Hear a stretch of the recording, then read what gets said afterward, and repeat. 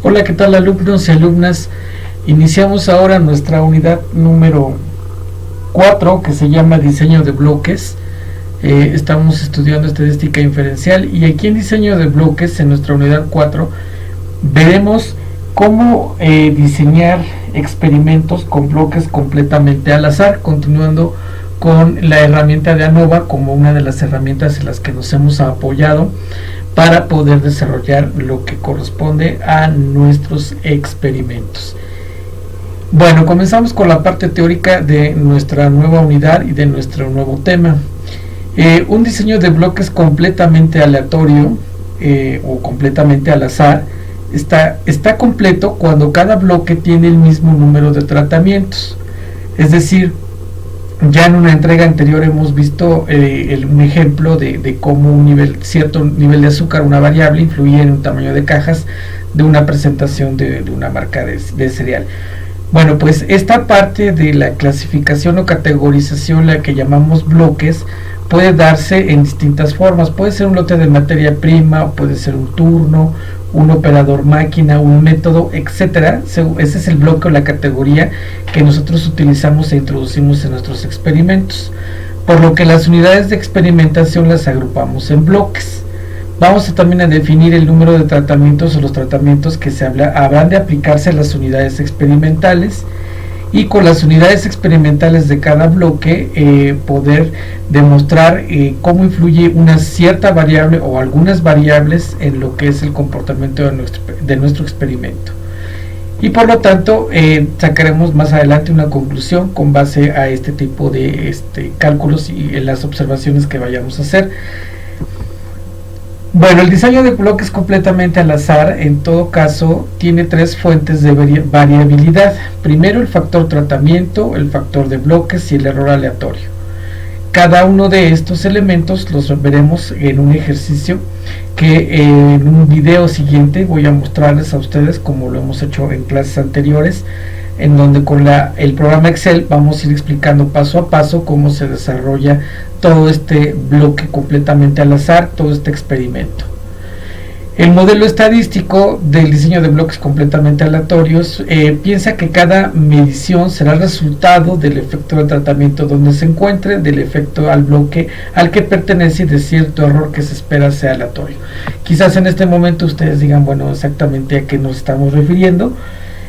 Vamos a verlo con números, pero de entrada en la parte teórica hacemos mucho énfasis en que estamos tratando de hacer experimentos con dos características muy importantes. La primera, que estamos integrando elementos al azar, es decir, tomamos muestras aleatorias de ¿qué? De un procedimiento, de un proceso, de algo que queremos medir o que queremos estudiar. Una vez que tenemos esas muestras, organizamos las muestras de acuerdo a categorías que llamamos específicamente bloques.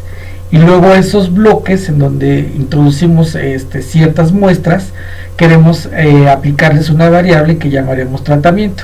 En suma, lo que queremos medir es el efecto de esta variable en los bloques y en los tratamientos de acuerdo a la muestra que estamos observando cómo se comporta o cómo reacciona.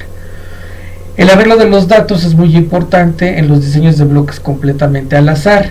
Como podemos observar aquí en nuestra tabla, tenemos el arreglo de esta manera. En este lado de la columna van los tratamientos, pueden ser 1, 2, 3 o hasta K tratamientos, y bloques, tantos cuantos bloques deseamos formar o categorías de muestras que queremos estudiar de acuerdo a los tratamientos que les queremos aplicar.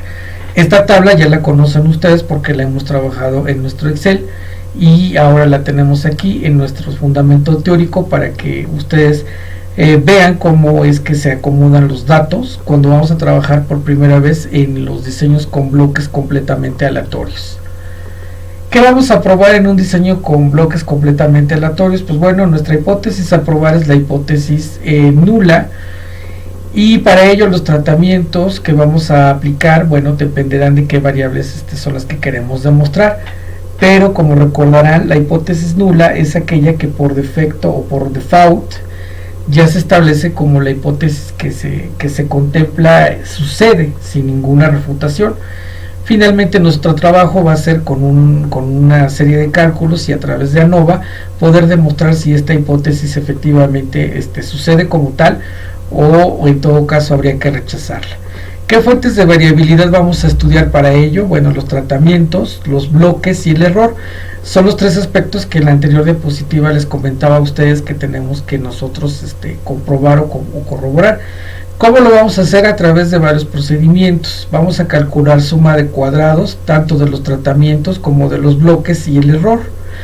Vamos a hallar también los grados de libertad de los tratamientos, de los bloques y del error, el cuadrado medio de los tratamientos, de los bloques y del error. Entonces ya se darán ustedes una idea de que vamos a realizar todavía más cálculos de manera mecanicista y posteriormente lo haremos con el programa de Excel para que ustedes comprueben que efectivamente lo que calculamos de manera mecánica puede obtenerse y comprobarse con el programa. Bueno, y aquí está nuestro valor o nuestro estadístico de prueba, que aquí llamamos FO. Y FO va a ser igual al cuadrado medio de los tratamientos entre el cuadrado medio de los bloques. Y por otro lado, en cuanto a los bloques, va a ser igual al cuadrado medio de los bloques entre el cuadrado medio del error. Vamos a establecer un valor crítico para determinar si nuestra hipótesis se acepta o se rechaza en todo caso. Pero veámoslo con más detenimiento a través de un ejemplo. Este ejemplo de diseño de bloques completamente aleatorios dice lo siguiente: una empresa maquiladora de ensamble desea controlar activamente en el experimento a los operadores que realizarán el ensamble, lo que da lugar al siguiente diseño de bloques completos al azar. Se ha encontrado que puede ser posible que, dependiendo del tipo de operador, será el tipo de ensamble. Para esto se realizan las pruebas de ensamblaje, ensamblando una pieza por cada uno de los 4 métodos con 4 operadores. Es decir, tenemos aquí ya diseñados los bloques y los tratamientos. Los bloques, recuerden ustedes, tenemos aquí operador 1, operador 2, operador 3 y operador 4. Y los tratamientos, es decir, los métodos de ensamblaje que vamos a utilizar, va a ser el método A, el método B, el método C y el método D. Lo que aquí tenemos pueden ser los minutos de trabajo por cada operador, dependiendo la aplicación de cada método. Entonces, lo importante aquí es que el acomodo de los operadores o de las muestras en los operadores sea totalmente aleatorio. No tiene que haber influencia, ni mucho menos una predeterminación, como anteriormente lo habíamos establecido, con un cierto parámetro. Aquí no, aquí es totalmente aleatorio. Es decir, este acomodo de estas cifras se dio de manera aleatoria. Usted, cuando está en la práctica, suponiendo en el área de producción, toma su muestra, pero no hay ningún sesgo. Es decir, usted establece una pues digamos técnica o método para poder recopilar esta muestra, pero de la manera tal que no haya una influencia entre, pues usted decidió por tal operador o usted tiene un favoritismo por tal operador. No, aquí lo que importa es que todos ellos son completamente aleatorios. ¿Cuál es el planteamiento del problema? Entonces decíamos que habrá que probar que la hipótesis nula se cumple en ambos casos. Es decir, la hipótesis nula nos dice que el tiempo promedio de los métodos es igual, independientemente de qué método de ensamblaje utilicemos, sea el A, el B o el C o el D.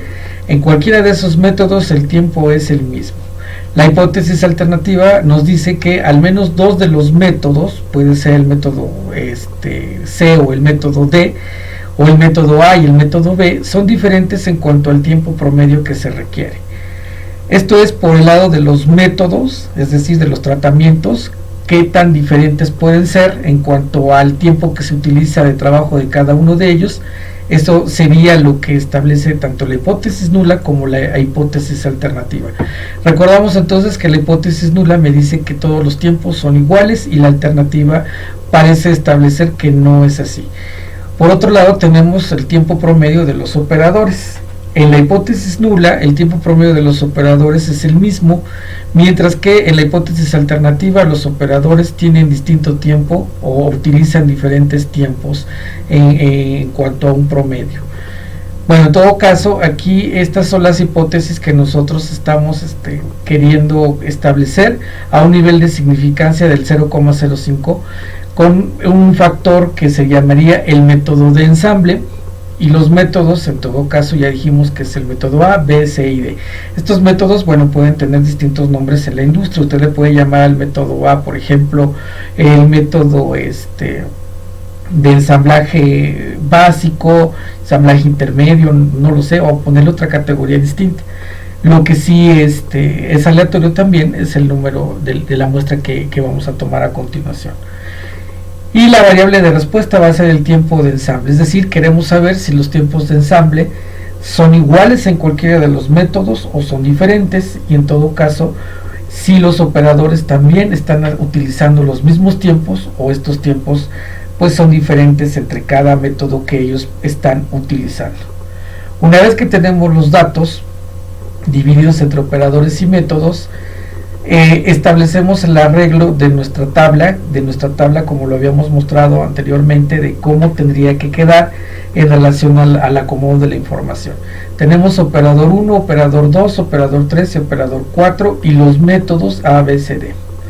Nuestros datos son los siguientes, como los podemos ver en esta tabla. Obtenemos la suma de cada uno de los bloques, es decir, aquí sumamos y nos da 33, y también vamos a sacar la suma por el lado de los tratamientos. Entonces sumamos 6 más 9 más 7 más 8 y tenemos este dato, es decir, sumamos de manera tanto horizontal como de manera vertical. Sumamos todos los valores de las unidades experimentales para llenar nuestra tabla, es decir, originalmente tenemos solo estas columnas. Una vez que hemos calculado las sumas de manera horizontal, agregaremos esta otra columna. Esto lo explicaré para ustedes más adelante a gran detalle en nuestro ejemplo de Excel. Aquí estamos viendo que de acuerdo a los distintos métodos y con nuestras fórmulas de cálculo de los cuadrados de los tratamientos y de los cuadrados de los bloques, obtendríamos estos valores. También estos valores vienen a ser mucho más específicos en nuestro ejemplo. Aquí lo que estamos haciendo son solo los cálculos, mostrando a ustedes cómo los cálculos quedarían para nuestra tabla en la parte de este enfoque teórico. Y bueno, me regreso una diapositiva. Tenemos la tabla NOVA, antes de la conclusión tenemos la tabla NOVA, en donde podemos observar los métodos que hemos utilizado, los resultados que se han arrojado de acuerdo a los métodos, los operadores, el error y el total de cada uno de ellos. La suma de los cuadrados, los grados de libertad, los cuadrados medios y finalmente nuestro estadístico T. Todos estos cálculos los vamos a desglosar de nuestra diapositiva anterior. Aquí vean ustedes cómo hemos obtenido estos cálculos con nuestras fórmulas. Las fórmulas también ya las tienen ustedes y también en el Excel que voy a subir en el otro video, con el Excel de ejemplo, detallando cada uno de estos puntos. Van ustedes a ver calcular y a ver cómo se calculó cada uno de los tratamientos para poder llenar nuestra tabla de ANOVA, en donde vamos a acomodar los datos y vamos a colocar nuestros valores de T. Anteriormente le hemos llamado F, bueno, ahora le llamamos T, y vamos a obtener el valor crítico de Fisher con nuestros grados de libertad que ya también hemos visto cómo se calcula. Bueno, ¿qué concluimos con esto? Que el valor de Fisher en nuestra tabla nos va a dar con un alfa 0.05 o 0,05, donde los numeradores son 3 y 9, 3 y 9 el denominador. La intersección de la tabla de Fisher nos arroja un 3,86. La hipótesis nula decía que el tiempo promedio de los métodos es el mismo, lo mismo que el de los operadores. Si nuestro estadístico de prueba T es mayor que el valor de Fisher, rechazaremos la hipótesis nula. Como podemos observar anteriormente, hemos calculado ya el valor de T en ambas situaciones, tanto por los métodos como por los operadores.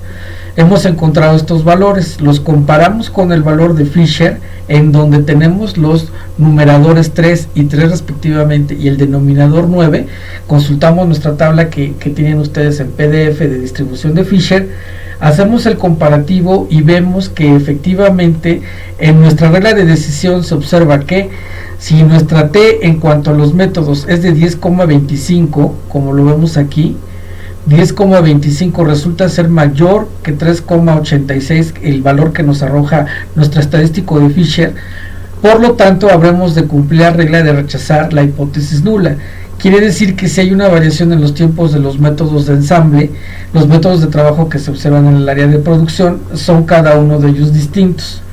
Por otro lado, también en el sentido de los operadores, T nos da un valor de 4,75.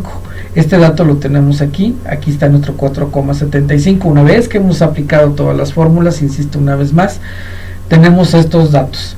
Y lo hacemos comparándolo con el de Fisher. Y en Fisher nos da un valor de 3,86 también para este caso. Recordemos que tenemos 3. Curiosamente el 3 es el mismo numerador en ambos. Si fuera diferente, usted tiene que buscar en todo caso el que corresponda para poder compararlo con el denominador, que es el de los grados de libertad total, y finalmente saber si se acepta o no nuestra hipótesis nula. Pues esta sería nuestra conclusión de acuerdo a este ejemplo. Esta diapositiva, este material lo van a tener ustedes a través de YouTube. También voy a subir la diapositiva, todas las diapositivas, para que puedan repasar cada una de ellas y nuevamente revisar este contenido para que no haya dudas sobre cómo vamos a trabajar el diseño con bloques completamente al azar. Bueno, entonces nuestra siguiente actividad será que ustedes vean el siguiente video, que va a ser en Excel, como lo hemos venido manejando, una parte teórica, que es esta. La segunda parte es nuestro video donde ejemplifico todo esto que les acabo de mencionar. Y finalmente en ese video de Excel y en ese archivo que subiré para ustedes en plataforma, alrededor de esta semana última de abril y casi primera de mayo, estarán ustedes trabajando los ejercicios y de igual manera como lo hemos venido manejando, me lo mandarán a través de el módulo para que lo podamos revisar y establecer su calificación correspondiente a nuestra cuarta competencia, nuestra cuarta unidad. Bueno, pues espero sus comentarios en nuestra plataforma. Pueden escribirme, ustedes tienen mis vías de contacto, de comunicación, y cualquier duda pues estoy a sus órdenes y espero muy pronto volver a saludarlos. Por lo pronto, pues muchas gracias.